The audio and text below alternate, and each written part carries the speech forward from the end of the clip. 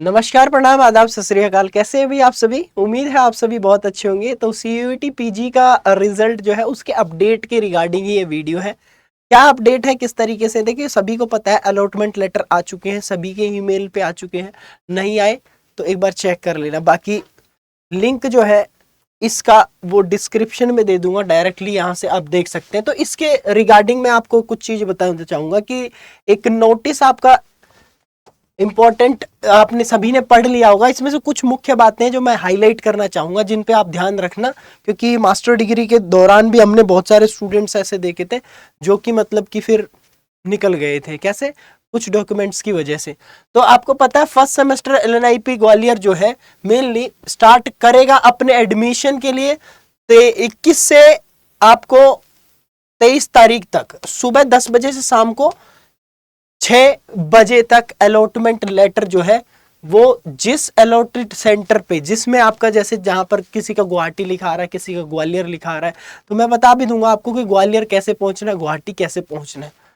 ठीक है, तो उस सेंटर पे ही पहुंचना पड़ेगा 21 से 23 तारीख के बीच में। अब इसी के साथ साथ में अगर हम बात करें तो क्लासेस आपकी 24 तारीख को स्टार्ट हो जाएंगी, यानी कि 23 तारीख के बाद में एडमिशन क्लोज है, यूं लगा लो। सेकेंड काउंसलिंग में वो थोड़ा सा समय लगता है, वो एक अलग बात है।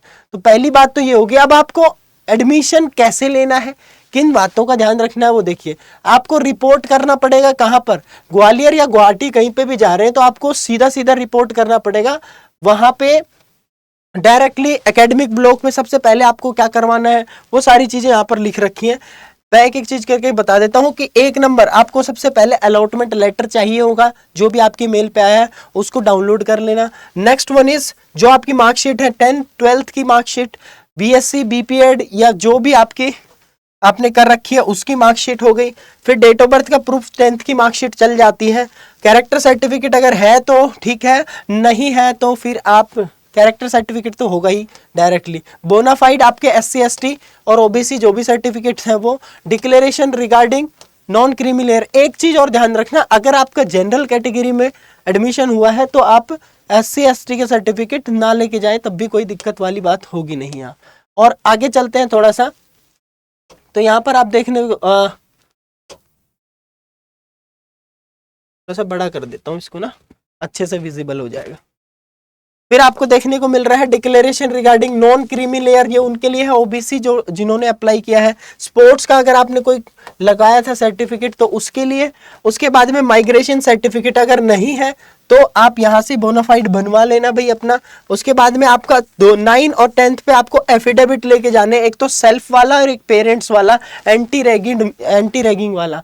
और 10th वाला student regarding submitting migration certificate अगर नहीं दे पाया, ट्रांसफर या टीसी सर्टिफिकेट या माइग्रेशन सर्टिफिकेट, नहीं एक ही बात होती है टीसी और माइग्रेशन, ये नहीं दे पाया, मान लो कि इफ ये वाला 8वां नंबर जो है आपके पास में सर्टिफिकेट नहीं है तो 10वां नंबर ये लिखा हुआ है कि एफिडेविट जो है आपका एनेक्शर नंबर 6 दे रखा होगा, 6th वाला एनेक्शर डाउनलोड कर लेना। कैसे डाउनलोड करेंगे? प्रोस्पेक्टस खोलना, डायरेक्टली मिल जाएगा।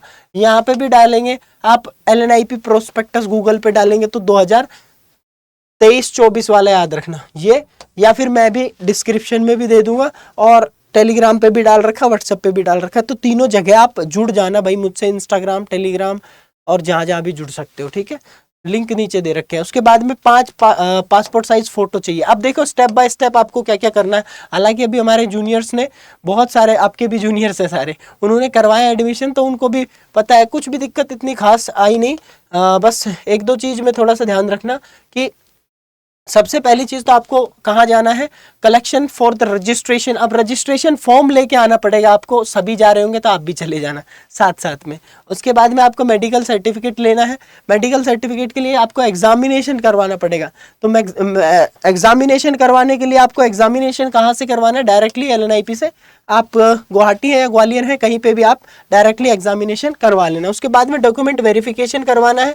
डॉक्यूमेंट वेरिफिकेशन किस तरीके से होगा, ये आपको एडमिनिस्ट्रेटिव ब्लॉक में, जैसे कि एकेडमिक ब्लॉक में जाके ये सारी चीजें आपकी टेस्ट होंगी। उसके बाद में बात करें आपका कैटेगरी सर्टिफिकेट, तो इसमें एससी एसटी ओबीसी ये वाले।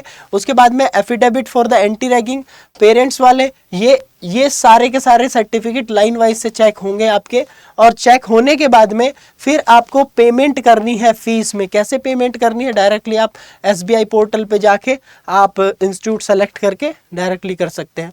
और सभी को पता है आजकल ये ऑनलाइन ही होती है, तो सब जानते हैं।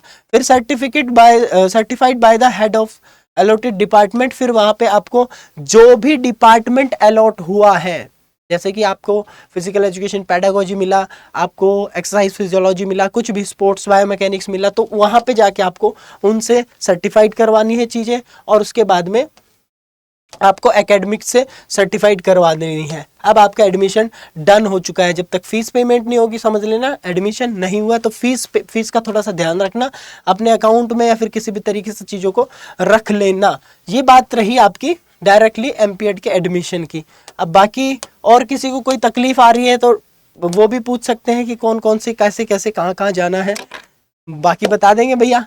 और ऐसी ऐसी इन्फॉर्मेशन के लिए चैनल को सब्सक्राइब करके हो। बाय बाय, टेक केयर, जय हिंद, जय भारत, फिजिकल एजुकेशन जिंदाबाद। ध्यान रखो आपका फ्यूचर जो है बहुत ही ब्राइट होने वाला है। अच्छे तरीके से पढ़ाई करना, आगे बढ़ना, और किसी भी एग्ज़ाम की तैयारी करनी हो तो तुम्हारा भाई हमेशा तुम्हारे साथ है। तो टेक केयर, सी यू।